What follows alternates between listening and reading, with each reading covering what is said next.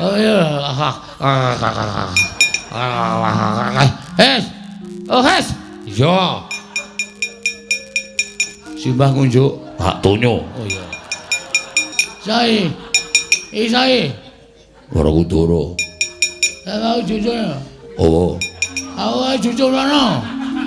Junjung rono piye? Ya jujur ora kana. Mlaku dhewe gerangan aleman. Kon nyeret tak seret to. Oh ya ya. Kowe kakane kono kuwi. Kandhane nang nggo. Kandhane nang ajar. Kalau manu ora gelem kowe. Wah, omonganmu ra cetha. Oh, mumet ya? Apa? Mumet aku iki. Joseno, apa? Iki mau iki anggur. Edan. Wah, dah wae. Wah, kaya. Waduh. Wah. Wong gerang dombeni anggur keparat. Waduh. Werkudara, nggih. Yen Nyai Prabu Kalimataya lengser ke Prabon apa sira sago dadi ratu? Ora. Lho. Ora gelem? Ora. Siadi ora kepengin dadi ratu. Yen ditakoni lahir batinku, aku menungso, mesti aku pengen dadi ratu. Jernyatane dadi ratu kuwi duwe derajat, duwe pangkat, menungso ngendi sing ora kepengin kedunungan derajat pangkat, aku tak weruh wonge. Ning gandeng aku ngrumangsani karo kahananku. Ngrumangsani bab apa? Ngrumangsani aku kira iso basa, aku ora iso ndodok, aku ora iso tata krama. Mongko ratu kuwi nggon tata krama, ratu nggon unggah-ungguh. Yen aku dadi ratu, apa ora rusak kawulaku mergo do tiru karo ratune sing ora duwe tata krama. Mula aku wegah dadi ratu. Ing angka 2, Werkudara kuwi duwe hukum. Hukume Werkudara piye? Utang nyawa, nyaur nyawa, utang getih, nyaur getih. Mula yen nganti aku dadi ratu, aku nggunakake hukumku ning negara Ngastina. Suwe-suwe aku kentekan kawula. Lho, kok kentekan kawula sebabe nek ana sing mateni marang sak pepadane mesti tak hukum pati. Nek ana sing gawe lara, mesti tak hukum lara. Yen ana sing utang getih, mesti tak hukum kudu sak traju lan sak bobot. Gandeng saiki menungso akeh-akeh wis kuncatan rasa kamanungsan. Nek ndi akeh sing padha memateni. Yen sing dadi ratu Werkudara, kawulaku entek mergo tak hukum pati, utang nyawa, nyaur nyawa. Mula aku ora sago dadi ratu. Wis aku tak kaya ngene wae. Ngono Werkudara. Yo, lah bener. Malah tumrap aku apa kang dadi alasane Werkudara? Pawadane ora gelem dadi ratu kuwi bener. Lah nek ratu ora ngerti unggah-ungguh tata krama, ora ngerti tata susila, kawulane piye? Mongko ratu kuwi wong sing sinudarsana dening para kawula. Koko Prabu kasinggihan. Lah menawi Werkudara mboten purun dados Nalindra, gumanti keprabonipun Nyai Kalimataya, menapa inggih Janaka ing kedah dados Nalindra? Sapa? Janaka. Wis aku ora cocok. Lho, Koko Prabu kok mboten mathuk? Wis, aku ora mathuk, aku ora cocok. Nek Werkudara gelem dadi ratu wae najan ra ndek unggah-ungguh, ora ndek tata krama, aku isih cocok, aku isih mathuk. Nek Janaka sing tok dadekke ratu, aku ora cocok. Aku ora nayogyani. Sababipun menapa? Gosik to. Janaka ki pancen digdaya. Janaka ki dasare bagus. Tur dadi laranging jagat lancuring bawana. Sapa sing ora ngerti kasektening Janaka? Kabeh wis padha ngerti. Ning Janaka kuwi duwe cacat sithik. Cacatipun Janaka ki tukmis. Mekaten Koko Prabu. Yen Janaka sing dadi ratu, wah, iki engko malah kawulane padha elek kabeh. Mergo nulat karo ratune sing raben. Mergo Janaka sithik-sithik anggere ana wong wedok ayu dipek. Ana wong wadon ayu dipek. Janaka iki aja wong wadon. Banci wis sok gelem. Koko Prabu menika ngendikanipun kok dumugi mrika-mrika. Lho nyatane kok aku tau karo Janaka foto karo wong wadon. Ketoke ayu bareng tak mat wah edan duwe kala menjing. Kaya ngono ya dilakoni. Mula aku nek siadi ndapuk Janaka dadi ratu ning Ngastina, aku ora mathuk, aku ora gathuk. Janaka wonten dawuh. Aja lara atimu ya Dimas. Nyatanipun ngendikanipun Kakang Premban. Curiganata menika saestu leres. Menawi ngantos kula ingkang dados Nalindra mangke malah repot Koko Prabu. Kula mboten saged ngembat negari.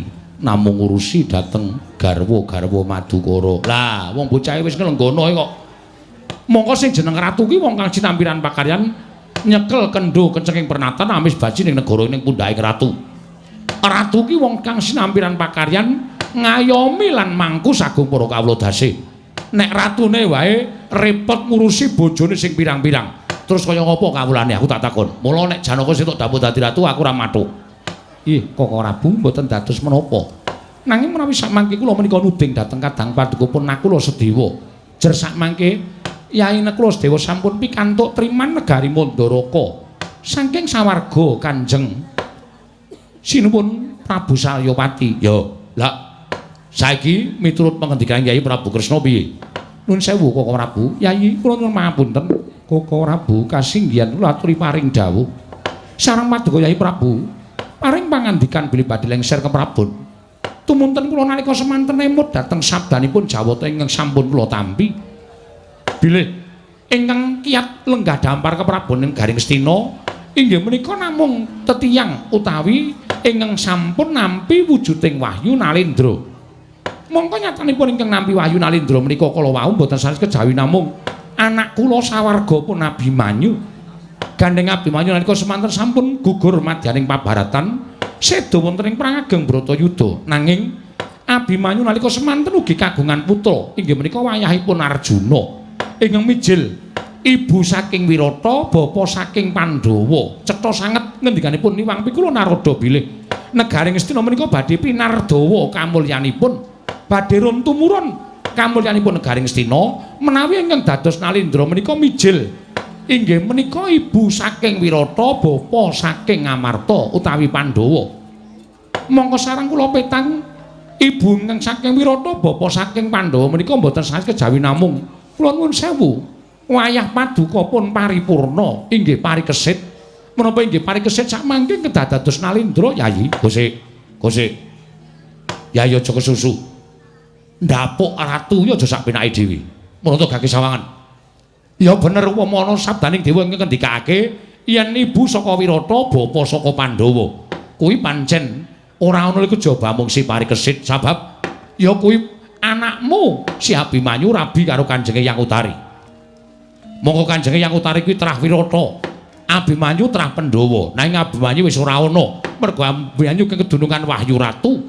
Nanging Wahyu Ratu mau mudhun ana ing si parikesit ya kuwi anakku utawa putumu. Kasinggihan Koko Prabu. Ning bab Yuswa Kresna. Umure parikesit kuwi saiki lagi 13 taun ngancik 14 taun. Mongko sing jeneng wong dadi ratu kuwi wong kang sinampiran pakaryan abot ora entheng. Ya kuwi kudu iso ngesuwi wong sak negara. Dadi patuladaning wong sak negara. Dadi conto wong sak negara lan bisa nuruti karepe wong sak negara. Lah apa iso kelakon? Parikesit ingkang lagi umur 14 taun kok didadekke ratu kudu ngesuwi wong sak negara Astina ki apa ya kelakon? Koko Prabu. Nadyan Nalendra ingkang nembe yuswa tasih timur menika kedah wonten Nalendra ingkang mangku tegesipun kedah wonten tiyang sepuh ingkang mangku dhateng Nalendra menika kala wau. Bose lah terus sing mangku miturut Jawata ingkang kula tampi ing kedah mangku dhateng parikesit menika lan kedah momong dhateng parikesit slamunipun dados Nalendra namung paduka Kanjeng Koko Prabu menika dawuhing para dewa. Ora kuwi jane dewa ngendi? Pripun? Ora jane dewa sing ngomong kaya ngono dewa ngendi? Ih, Jawata Suralaya. Lah, nek Jawata Suralaya kandhakno, dewane sapa jenenge? Kayangane ngendi? Dina iki aku tak munggane kayangan, tak takonane, dewa kuwi pancen ngomong kaya ngono apa ora? Mangkene to, malah duka iki piye to? Panjenengan menika didapuk supaya momong parikesit kok malah duka menika dos pundi? Kresna, wonten maring dawuh. Aku wis tuwa lho, Kresna. Aku ki wis tuwa, mbok aku tak leren.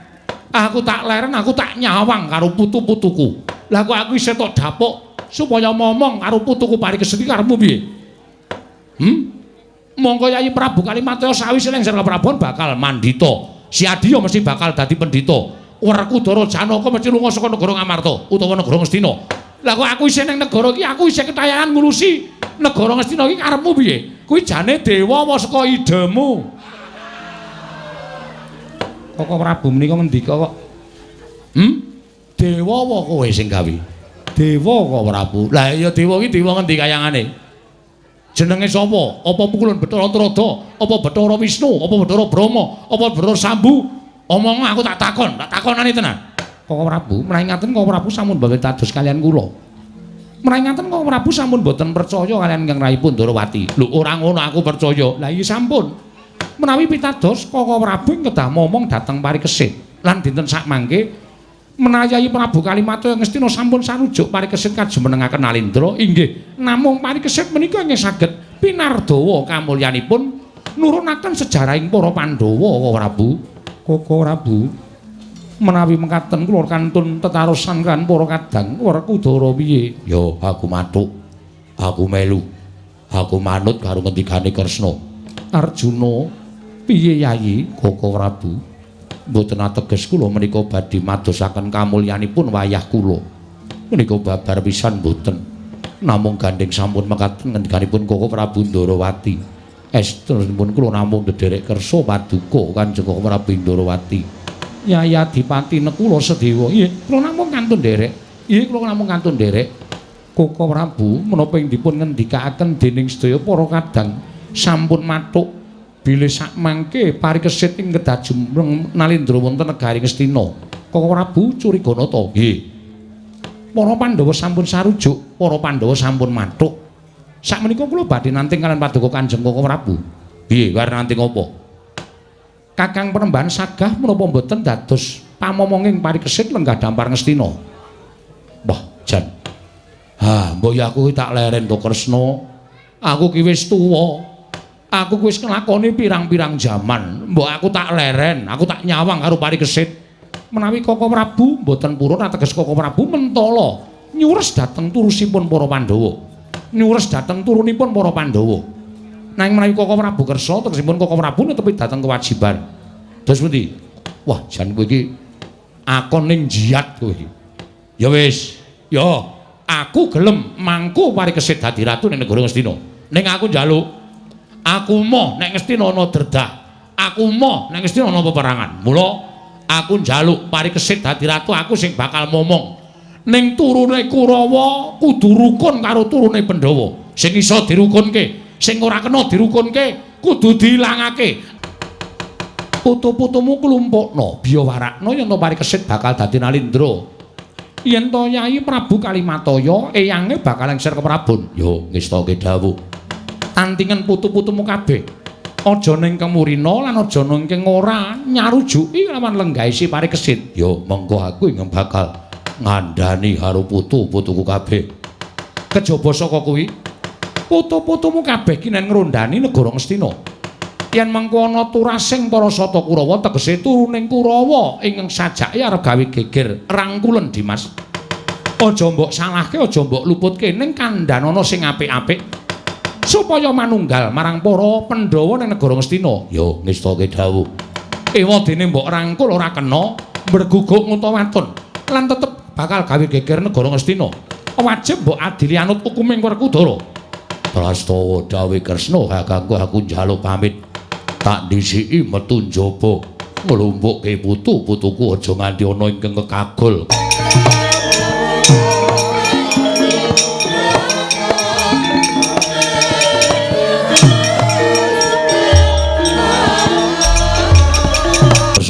Wonten paring adawuh kose saksuwene aku mapan ning Cemara Sewu ya ing Grojogan Sewu wis mataun-taun nggonku ora sowan ning negara Ngastina nganti aku krungu kabar yen Bratayuda wis rampung, Pandhawa menang, Kurawa wis gusis gandeng sampun paripurna.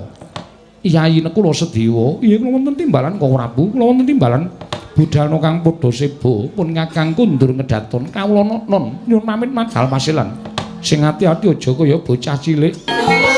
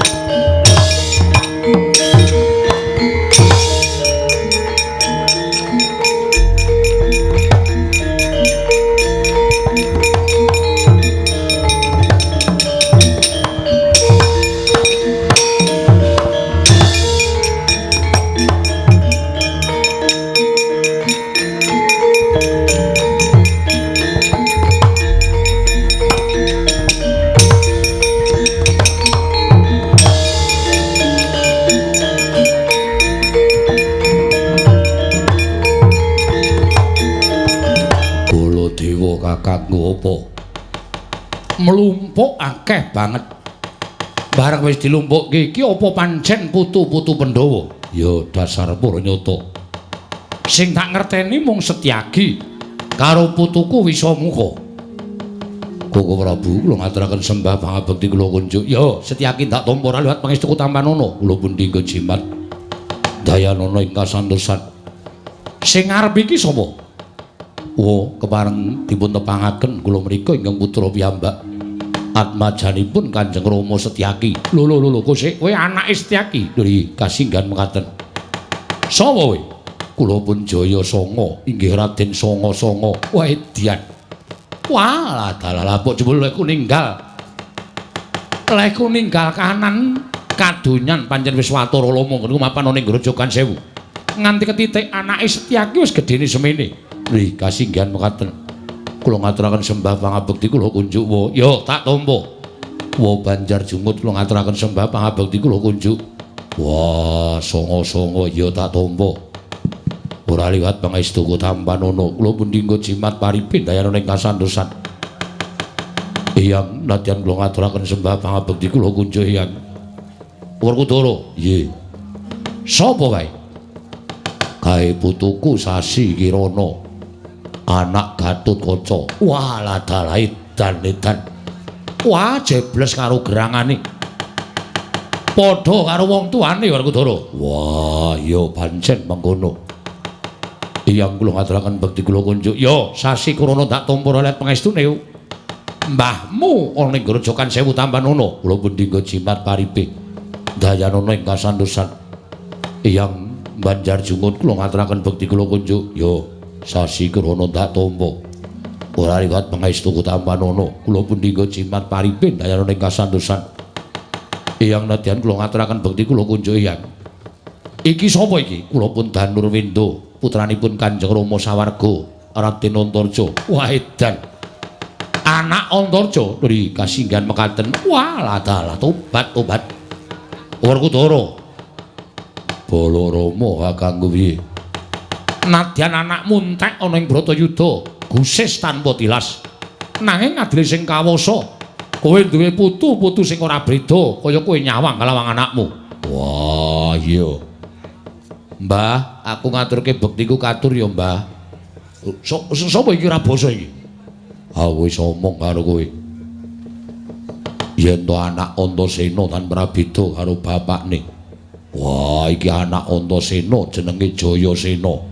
Walah dalah mula kok mbah-mbeh. Dulur-dulure daya Kanjeng Hyang kok sing pungkasan kok mbah. Kowe anak Antasena nggih? Oh, Mbah.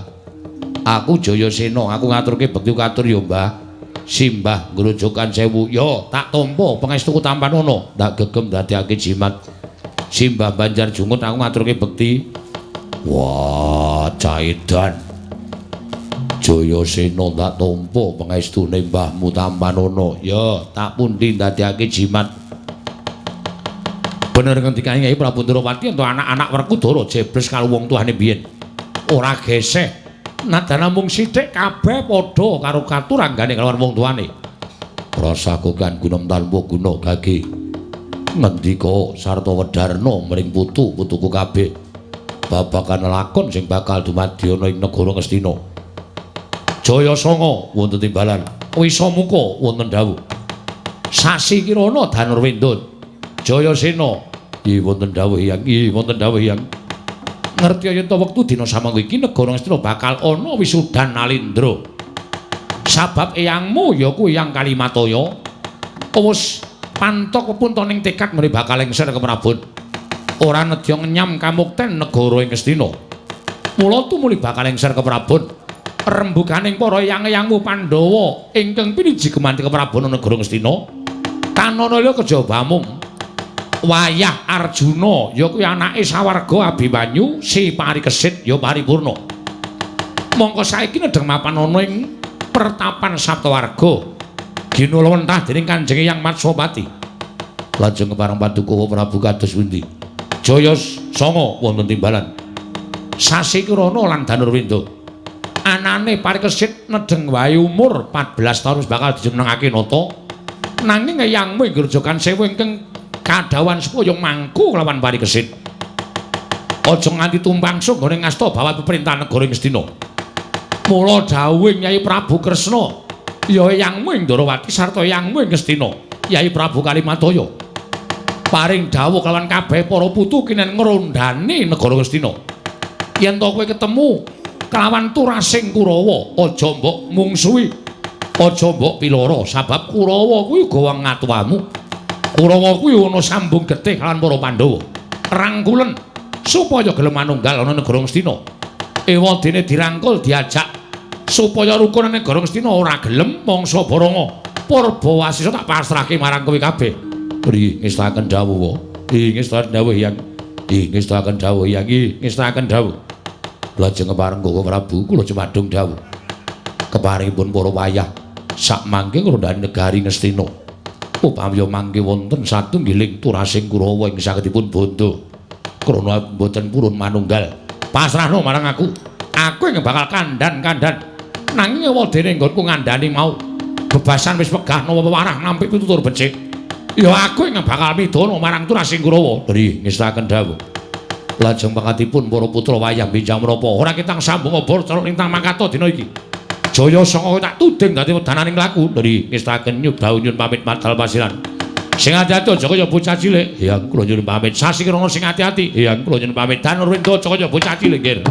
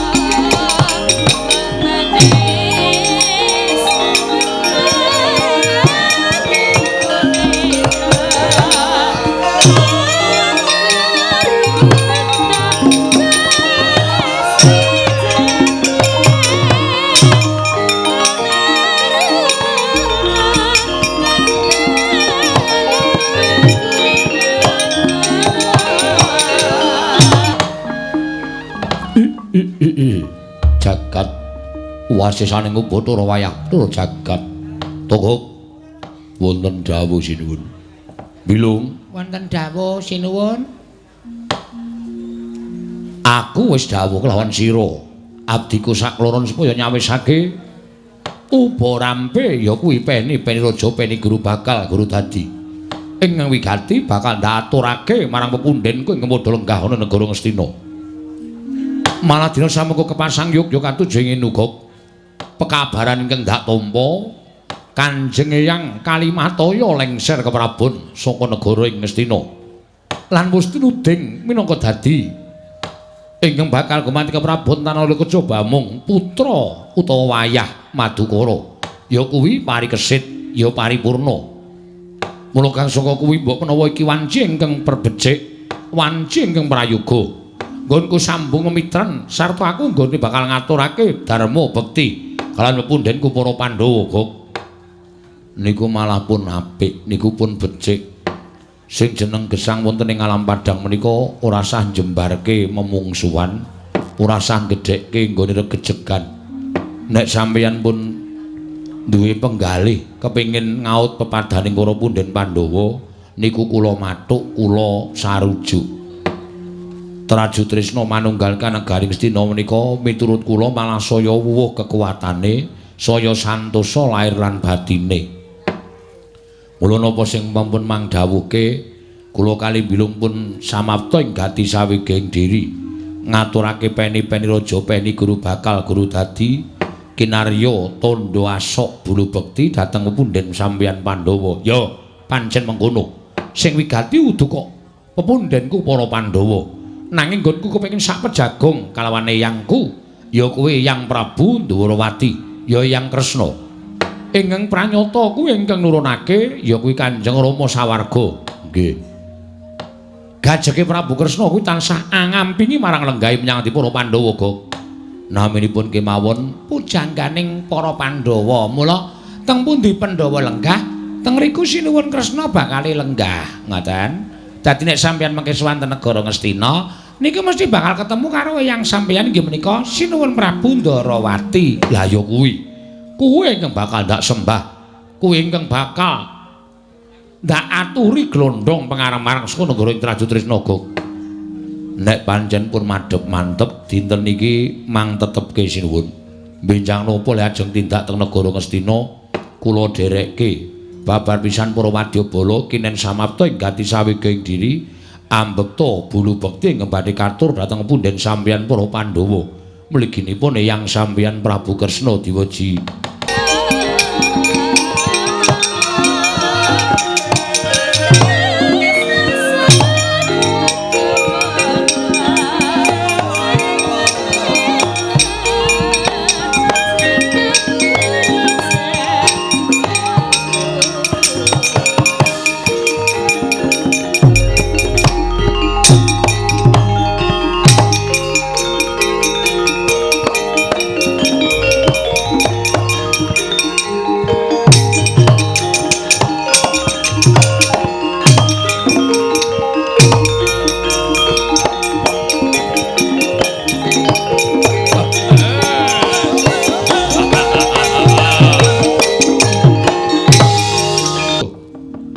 Iki sapa iki? Ana pawongan telu cacahe munggah ning dature negara Indrajut Trisna. Yen pancen kowe kawula, upama munggah kowe nayaka negara Indrajut Trisna gage ngaku kowe sapa? Nyun mapunten sinuwun. Dipun temangaken kula menika namung kawula alit negaring Indrajut Trisna nami kula pun Kertiwindu. Wondene menika anak kula pun Danyang Swela, menika putu kula pun Dursabala. Lho. Kertiwindu, Danyang Swela lan Dursabala. Kakang kula non mekaten sinuwun. Eneng apa lah kok dadi kowe munggah mongko tanpa tinimbalan?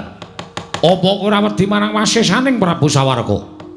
Nuwun amit pasang Kalimantabe tinebena ing kula dene dumawahing nawang tuwang diweji. Ketingal saking Jawi teka ketingal gayeng gumarenggeng. Sangganing para nayaka punggawa negaring Indrajut Trisna. Sedaya mboyong wujuding glondhong pengareng-areng menika kula nuwun sewu badhe dipun beto wonten pundi? Lho, Gusik. Ing atase kowe mung kawula. Lah kok dadi kowe takon perkara iki perkara ning Prabu Sawarga. Nyuwun mapunten menawi dipun parengaken kula namung badhe nyuriksa. Upami sak mangke kirang tiyang supados ambekta glondhong pengareng-areng menika, kula ingkang sagah mbetakaken glondhong pengareng-areng menika jumbo kalian dawuh paduka Gusti kula ingkang sinuwun Prabu Sawarga. Kertiwindu, wonten dawuh. Glondhong pengareng-areng kuwi bakal tak gawa marang negara Ngastina. Pamreku apa? Gandeng aku kuwi wis ngerti yen to aku kuwi wayah Nalindra ing Dwarawati Prabu Sri Bathara Kresna. Mongko dina samangka Pandhawa wis menang Bratayuda lan wis nglenggahi negara Ngastina.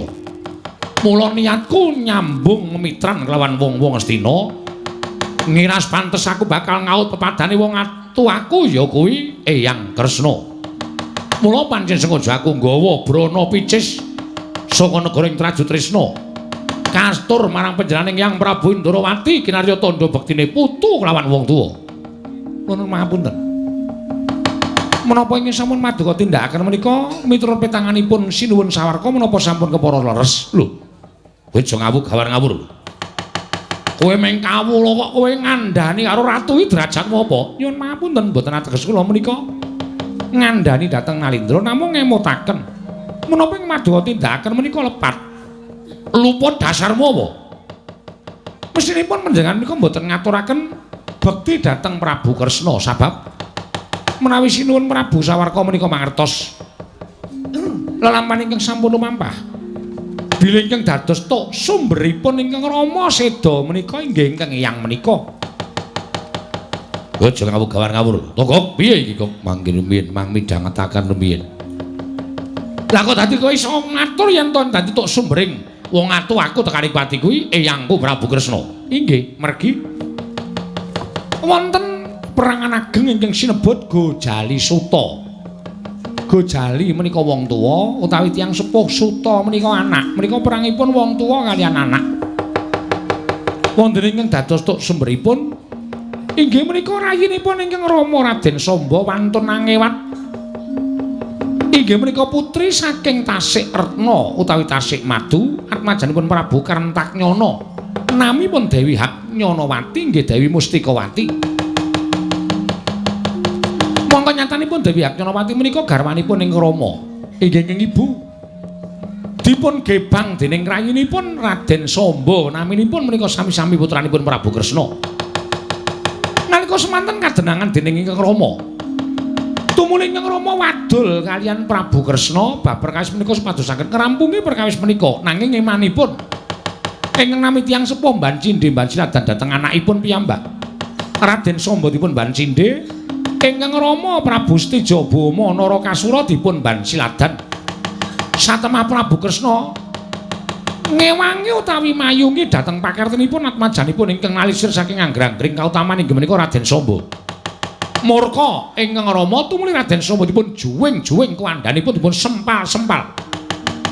Nalika semanten ingkang Rama sampun ngakeni kalepatan. Nyuwun pangapunten dhateng ingkang Rama ingkang Hyang Prabu Kresna. Nanging dasar Prabu Kresna menika ratu ingkang wengis, ratu ingkang licik, ratu ingkang jahat. Anggenipun ingkang Rama nyuwun pangapunten menika kala wau boten dipun anggep ingkang Hyang. Tumuli sak mangke tumuli ingkang Rama dipun perjahi dening Kang Hyang mawi pusaka senjata cakra. Inggih ngaten menika cariyos kang sejatosipun. Lah sak mangke kula badhe mriksa. Kanjeng Hyang sinuwun Prabu Ndarawati ingkang Hyang menika ingkang menjahi Kang Rama kok panjenengan badhe nyembah dhateng Kang Hyang menika kula nuwun sewu. Menapa sampun leres menapa mboten nami panjenenganipun Prabu Sawarka menika nyengsarakaken sukmanipun Rama Paduka piyambak. Iblis lanat karepe dhewe.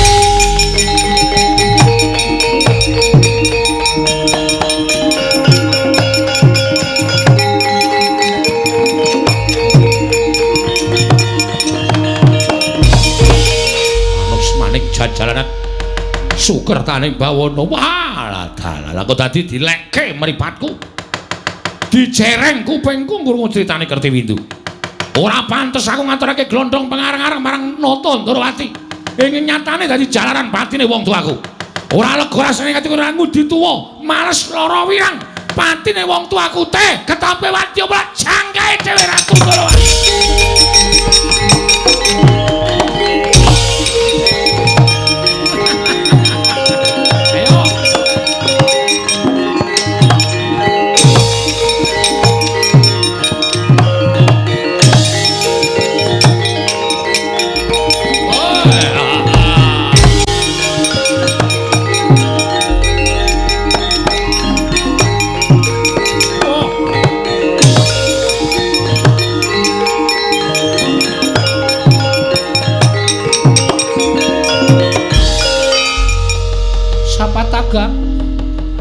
Sapa taga piye?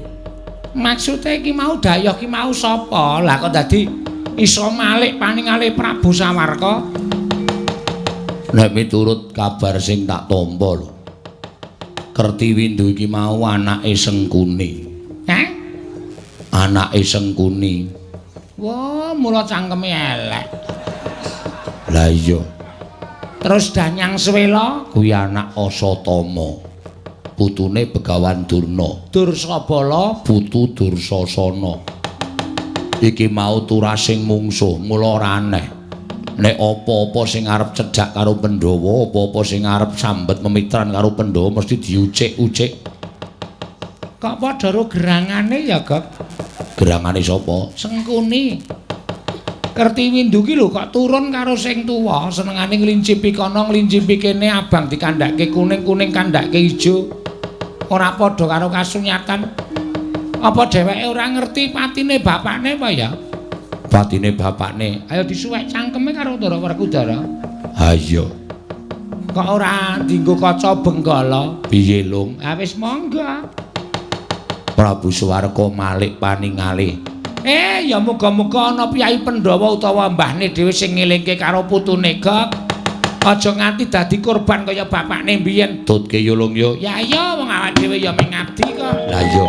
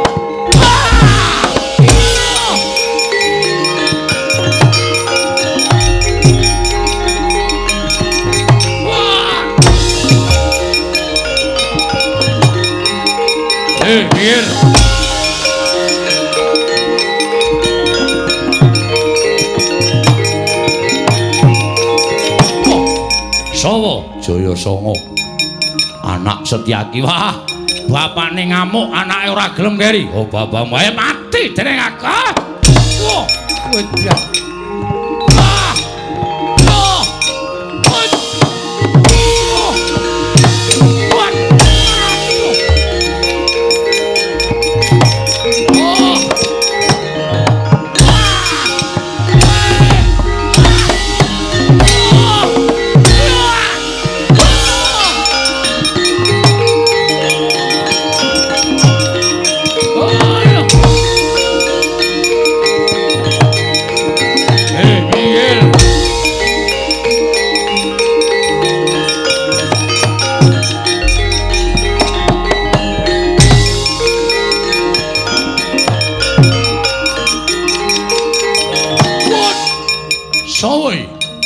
Sasi Kirana anak Gatotkaca Edian anak Gatotkaca dasar Baranyata nyusula gerangamu cangkeme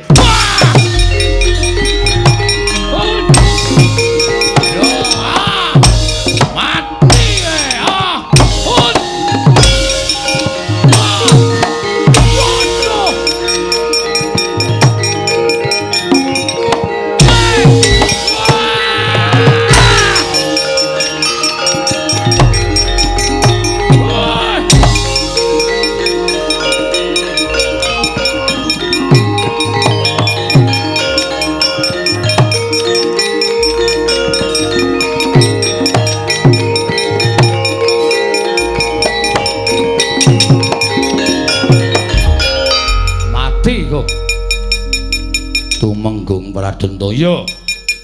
Mungsuh sampean Raden Setyaki. Oh, Long. Hah? Setyaki sih seneng perang. Wis tuwa lho padahal. Heeh. Sapa sing mungsuh Setyaki? Tumenggung Pradenta. Edian wong tuwa tangane wis wiwit keriput kok tangane antep ora jamak. Nika mbiyen nek sedina ora gelut niku ndase mumet. Sapa? Setyaki kuwi. Mula nika sirahe niku wis kulina dicuthuki. Niki tuwane rada budhek. Tur rada lamur wong organ tubuh wis do rusak. Ning ampuh aku nyekel tumbak. Dhewe tak tumbak endo kiwa nengen. Nyaut gada kok. Nggih. Kuning mboten. Ora. Oh berarti dudu gada wesi kuning. Lah ya wis rampung gada wesi kuning tugase wis rampung. Wis bar Bratayuda ki wis diambil sing kuwasa. Oh. Gada wesi ireng. Heeh. Semu coklat. Ora. Mengireng. Oh, nggih mengireng terus. Tumbak disendal tuthuke sirahku bres prepet-prepet ora weruh dalan. Pindhane nggon cengel kanthi jengklit tau. Dodok diadaku diek kontalku kok wedian. Wah, aku ki ming separone umure wae ora ana. Tak kira aku seprapate umure. Ning kok digdayane kliwat ukur.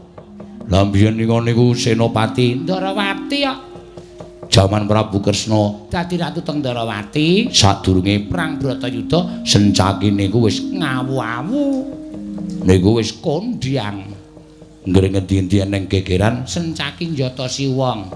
ngendi-endi ning gegeran Sencaki ngeplaki wong. ngendi-endi ning krubung-krubung Sencaki ngantemi sopir. Ha ya wis. Kanang tempu dipundi Sencaki niku cengkiling kok. Cilik nek wonge. Cangkeme sakniki rada perot, nggih ta?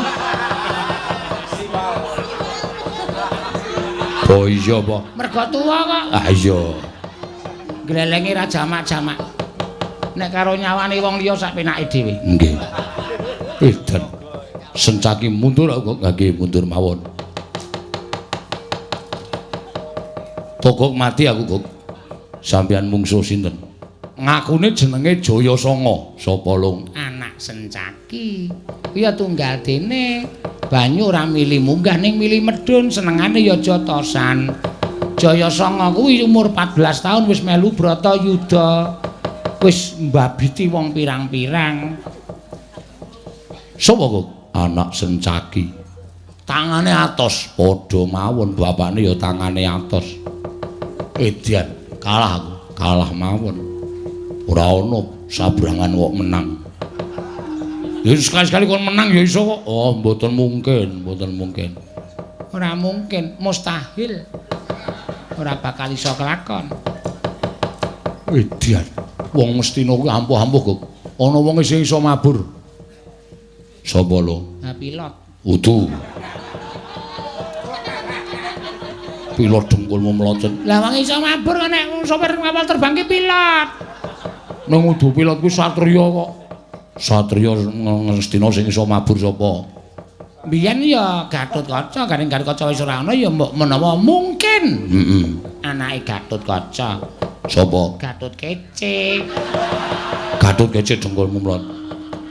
Nek krungu-krungu kabar sing tak tampa jenenge Sasi Kirana. Ah, Sasi Kirana. Diadane ana bintange kok. PPP. Udu. Kowe iki ning nggon niku ora ngomongke partai politik. Enten bintange iki. Gatotkaca ku yo nganggo kotang Antrakesuma. Nah, ya kuwi kotang Antrakesuma. Heeh. Ukurane pira aku ya ora ngerti. Tantem dadane ora apa-apa. Ning bareng ngono aku disampluk nganggo sikil cangkemku. Lah niku wis untung. Gatotkaca mbiyen senengane nugeli gulu, Sasi Kirana ki ya senengane nugeli gulu. Untung sampean mundur sirah sampean wutuh niku untung. Biasane mungsuh Gatotkaca mung Sasi Kirana niku mundur nganggo ndas. Lho, niku akeh banget. Ha iya. Ana sing diganti nganggo ndas korek. Dadi tingil-tingil nika. Mungsuh Sasi Kirana. Pun mundur mawon. ya edian. Wah, mati aku. Lho, Sasi Kirana ki anak sapa, Go? Gatotkaca. Berarti ki apa? Wayang kok nganggo berarti. Wis ben ra apa-apa sing penting cetha ditampa, Go. Nggih. Sasi Kirana anake Gatotkaca. Putu Werkudara. Nggih. Lah sampean kene ngerti. Lah aku mbiyen Bratayuda aku ndelok streaming. Oh. Iya model ngendi kuwi? Ana perang kok di streaming. Atene sing streaming pecah sirahe. Lah iya. Werkudara gagah pideksa gedhe kuwi Simbaryaja. Lah nggih. Anak-anak Gatotkaca mati dening Bratayuda. Gatotkaca mati wis ninggal bocah. Ampun, Sasi Kirana niku wedan. Lah terus anake Antarja, lho sampean kok tepung karo Antarja. Aku anak Gatotkaca Werkudara iki kenal kabeh kok. Oh. Anake Antarja yo duwe anak gadah. Namine Danurwenda. Niku Nek cara wetan, nek cara mriki Dwara. Danurwenda niku anake Samba. Ning mboten napa-napa diwolak-walik mboten napa-napa. aku lha niku kulino kok tak wolak-walik. Nek ora tak wolak-walik rasane kaya kurang pripun ngene lho. Ha iya. Lah terus si Antasena sing akhir kaya ndek anak gadah. Sapa? Nun. Anake Antasena sing wonge drogak-drogoke Antasena wis mati to sampun. Ya ndek anak gadah. Jenenge sapa? Nek jenenge kula ora tek odong. Mang takon bilung niku sing kulino tebungan karo wong nom-nom. Sapa lho jenenge? Santosa. Kok ora ngawur.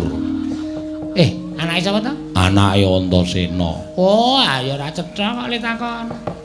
Anake Antasena niku Jayasena. Niku wonge ya kaya bapakne. Dlogak-dlogok sak penake dhewe. Nek temandang ya awur-awuran Antasena niku asli kula ragala.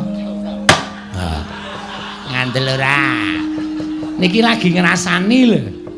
Wis bandem watu karo Jayasena. wah edian.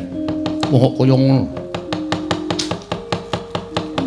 Mbok wis lek mung ngucap ngrasani karo anake Antasena wong cahe-cahe dan. Nek dirasani ra gelem terus apa sing dicekel mesti dibandemke. Mpun to. Kula niku mboten ajeng ngrasani sampean. Kula ngrasani tur ya ngrasani apik. Mboten ajeng ngrasani elek karo sampean. Mboten-mbotene kula ngrasani elek.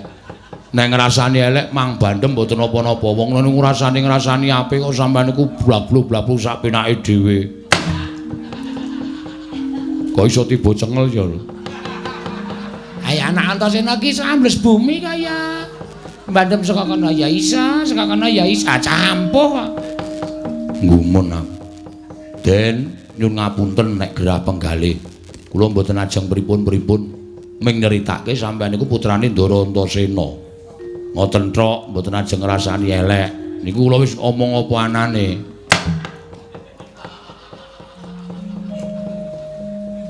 Saka kono apa saka kono lho? Aku ora patek paham. Ning aku ngerti cloroting watu ki ning dhuwurku. Oh, Saka kono ketake. Den Idune Gog. nek sampeyan saking mriku niku kula tak matur napa anane. Kula niku mboten ajeng ngrasani karo sampeyan. Kula niku wis ngrasani apik. Edan pindah saka kono kok, Gog. Ndara. Ampun to, watu niku atos. Nek sampeyan niku taktuk-taktuk niku rasane terus teng sirah niku ya lara. Pun kula tak meneng mboten ajeng ngrasani karo sampeyan.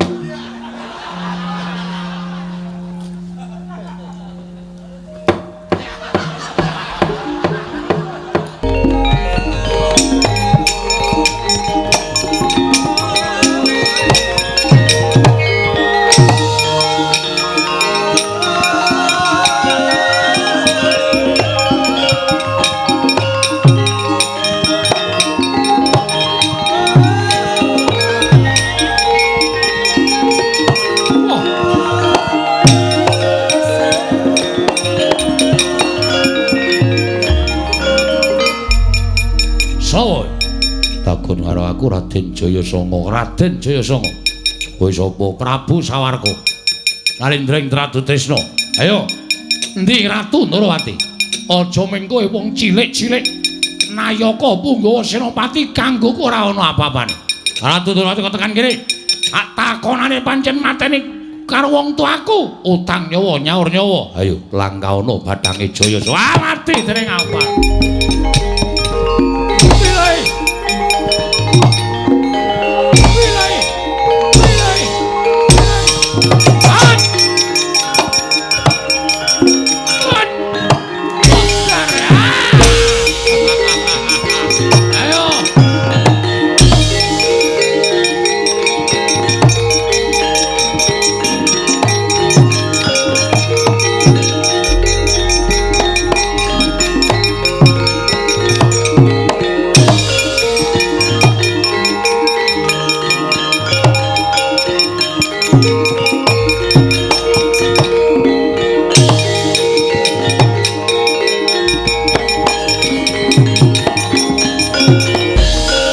Jayasa Kanjeng Wuh menembahan kasinggihan mengaten. Enek ngomong layu-layu. Ih, kature ketiwasan bilih barisaning para prajurit negari Ngastina ketekan barisan saking Traju Tresna. Lho, osik. Traju Tresna? Ih. Traju Tresna kuwi negarane anakku Setija Bamanara Kasurada nalika semana. Sapa Ratu Traju Tresna? Prabu Sawarga. Piyambakipun kepengin pinanggih kaliyan Kanjeng Wuh Nalindring Durwati. Kanjeng Wuh Prabu Sri Bathara Kresna ngendikaken Prabu Sawarga bilih kepengin ngudi tuwuh males lara wirang sedanipun tiyang sepuhipun anggenipun dipun sedani dening Kanjeng Wuh Prabu Durwati. Wah, dalah genah kuwi turasing Setija. Minggira. Tak pethoke Sawarga. Yen pancen kena ditandani dijak manunggal karo para Pandhawa mangane negara Ngastina. Tegese kowe bocah sing iso nampa dikandhani karo wong ranting karo kanane ana to Mandura Prabu Baladewa.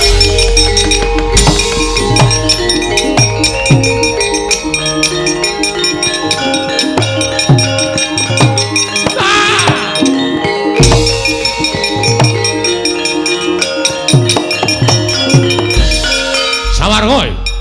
Yo dasar para nyata sapa? Len ora malu gak tega wono to Mandura Prabu Baladewa. Biyen ana Mandura Prabu Baladewa saiki mapan ning Jepara Sewu. Aku Begawan Curiganata. Kowe ngerti ora karo aku? Tepung ora? Aku ora ngerti karo kowe. Aku mbahmu. Lho. Mbahku sapa? Aku mbahmu. Mergo aku iki kadange tuwa, mbahmu ya kuwi Kyai Prabu Kresna. Tegese kowe iki sik putuku dhewe. Bapakmu kuwi anakku. Kowe iki putuku. Kowe arep ngopo kowe?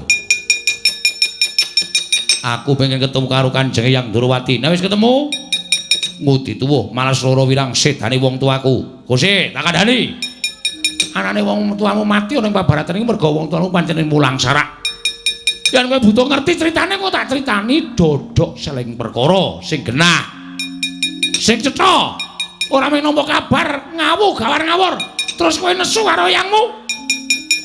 Tanpa nganggo dasar bebener. Ayo manunggal karo sapa? Karo Pandhawa, ora sudi. Wah, setan kowe. Setan kowe. Ah, aku ki jane wis moh nesu mergo aku wis tuwa. Aku wis tuwa, wis wegah nesu. Ning kowe netangi kamurkaning mbahmu Curiganata. Kowe netangi marang nepsune mbahmu Curiganata. Kowe ngerti ora? Kondange mbahmu Curiganata mbiyen jaman aku dadi ratu ning Mandura Prabu Baladewa. Aku dikondhangke ratu galak dhewe sak donya. Ora ana sing wani karo aku. Ning biyen, saiki aku wis tuwa. Aku jane moh nesu. Mula aja nganti kowe gawe nesune mbahmu Mandura ayo tak kanthi ning negara Ngastina. Ora sudi. Aku gelem manunggal ning negara Ngastina. Yen wis nggo keset sirahing Ratu Ndrawati. Piye? Piye? Muni piye kowe? Muni piye? Kekeset Ratu Ndrawati. Iblis larat ora ninggal karo gerangamu. Kowe wani karo Begawan Curiganata serep nyawamu kowe.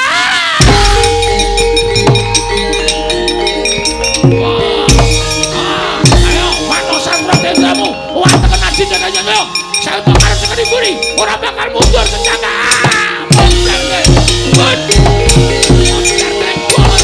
Jangan mati orang bebas.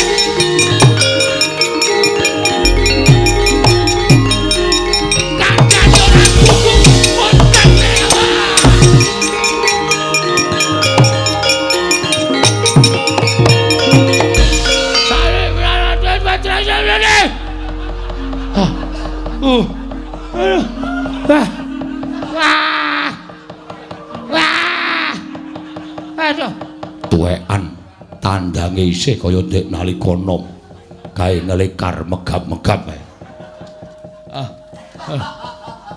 Neng apa, Mbah? Sae. Putumu Jayasena. Anak Antasena, Mbah. Ana wis ana pase. Omong apa, Mbah? Omong ndasmu. Lho takoni kok malah nesu. Weh. Hah? Lho cek. Wang. Wang. Apa? Wedang. Oh. Amune wedang wang. Ora krungu aku. Waduh. Wah. Nah. Oke, wis. Ada pane. Sai. Isai. Warakudara. Aku jujur. Oh. Aku jujur ana. Junjung rono piye? Ya jujur ora kana. Mlaku dhewe gerangan aleman. Kok nyeret tak seret tuh. Oh ya ya. Woi, iki kakane kono kuwi. Motor cengelmu. Munjuk, Mbak. Ayo. Ayo. Arang bolongane ombo kok. Nek bolongane gedhe iki mak tur ngono. Ora usah dadak diserot wis metu dhewe. Alon-alon. Ayo. Nyok dibuntet nggo ilat. Oh iya. Hes. Iya. Simbah ngunjuk Pak Tonyo. Oh iya.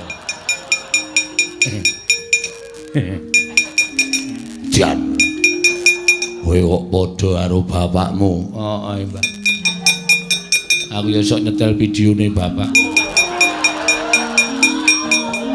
Kandhane nanggo. Kandhane nang ajar. Kalau manuk ora gelem. Wah, omonganmu ora cetha. Oh, mumet ya? Apa? Mumet aku iki. Jayasena. Apa? Iki mau iki. Anggur. Edan. Wah, dah wae. Wah, kasih. Waduh. Wah. Wong gerang dombeni anggur keparat.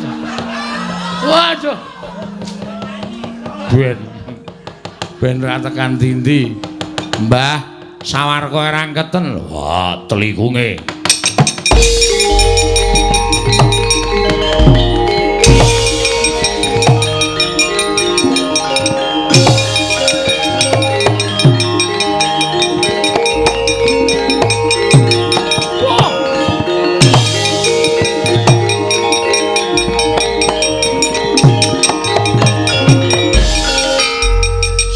Gagah Warakudara.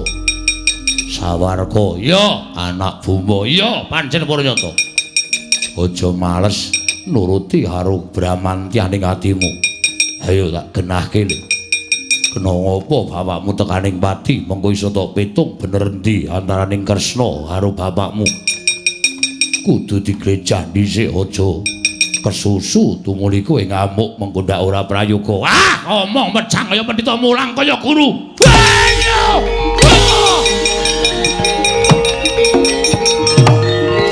Colong aku. Sawetara tak rangket dhisik. Yen wis kowe eling bakal tak tuturi sejatine lelakon. Aja gedhekake memungsuhan.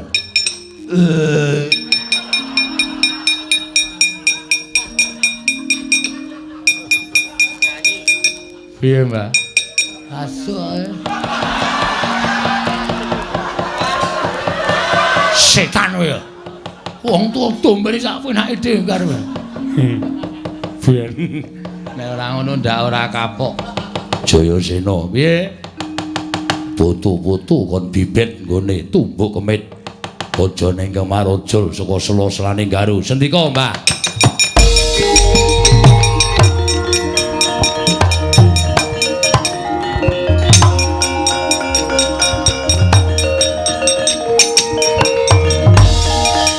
Ketingalipun negari Ngastina kok mboten wonten gegeran paman. Tasih ketingal ayem-ayem kemawon. Monggo paman paring dawuh menawi Ngastina sampun ketingal wonten gegeran kula lan paman supados nelabung damel geger wonten negari Ngastina. Ning kula sawang saking mriki kok ayem-ayem kemawon. Wah, mati aku.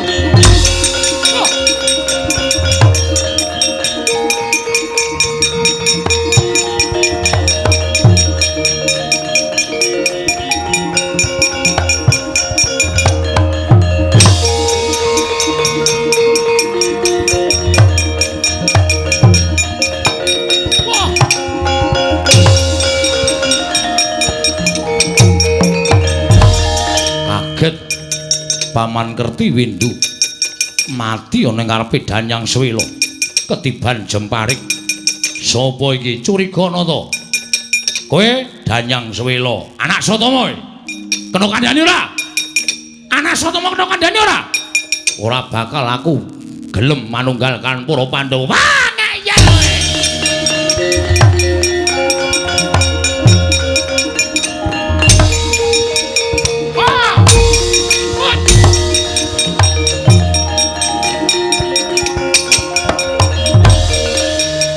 iki apa? Iki Kiai Alugara, Kiai Nenggala. Kowe ora usah gawe geger kanan tentrem. Gawe congkrah kanan rukun. Ngastina wis tentrem, Ngastina wis ayem, tok gawe geger. Kerti Windu modar kowe arep nusul gerangamu ya. Arep nusul bapakmu. Nusul ning neraka kono.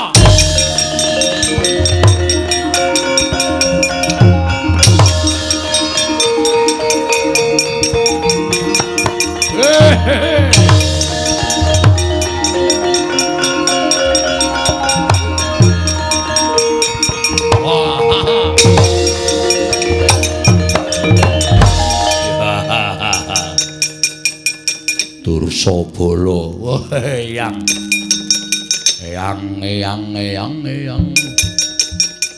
Eyang Werkudara ya.